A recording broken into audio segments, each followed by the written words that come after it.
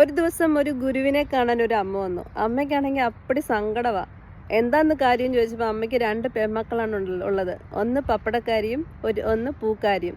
അപ്പം മഴ വരുന്ന സമയത്ത് ഈ അമ്മ പപ്പടക്കാരിയായ മോളെ ഓർത്ത് വിഷമിക്കും. എങ്ങനെയാണ് അവൾ പപ്പടം വെക്കുക, അതെങ്ങനെ ഉണക്കാനിടുന്നൊക്കെ ഓർത്ത് വിഷമിക്കും.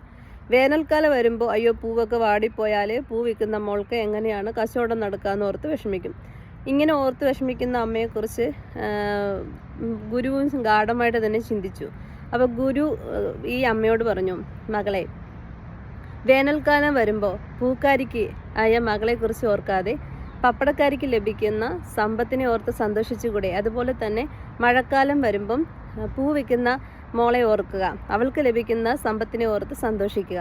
അപ്പോൾ നമുക്ക് ഒരുപാട് അനുഗ്രഹങ്ങൾ ലഭിച്ചിട്ടുണ്ട്. നമ്മുടെ ലൈഫിൽ സങ്കടങ്ങൾക്ക് മാത്രമാണ് നമ്മൾ പ്രാധാന്യം കൊടുക്കുന്നത്. നമ്മുടെ കയ്യിൽ ഒരുപാട് സൗഭാഗ്യങ്ങൾ ഉണ്ടാകും, പക്ഷെ അത് നമ്മൾ ഓർക്കാറേയില്ല. അതിനെ ജസ്റ്റ് മറന്നു പോകും, നമ്മൾ ജസ്റ്റ് ഇഗ്നോർ ചെയ്യും. എന്നിട്ട് ഇല്ലാത്ത സങ്കടങ്ങളെക്കുറിച്ച് ആകുലപ്പെട്ട് നമുക്ക് ലഭിച്ചിരിക്കുന്ന സന്തോഷങ്ങളെ നമ്മുടെ ലൈഫിൽ സ്വീകരിക്കാൻ പോലും നമുക്ക് മനസ്സ് കാണിക്കാതെ നമ്മൾ പോകുന്നുണ്ട്.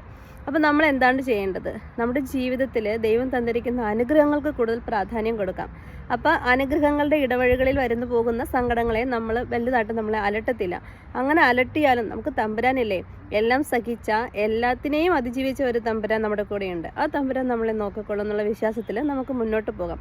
അപ്പം നമ്മളെപ്പോഴും ഫോക്കസ് ചെയ്യേണ്ടത് നമ്മുടെ ഒരു സംതൃപ്തിയോടെയുള്ള ഒരു ലൈഫ് ജീവിക്കാനാണ്. അതിനുവേണ്ടി നമുക്ക് പരിശ്രമിക്കാം. ഓക്കെ.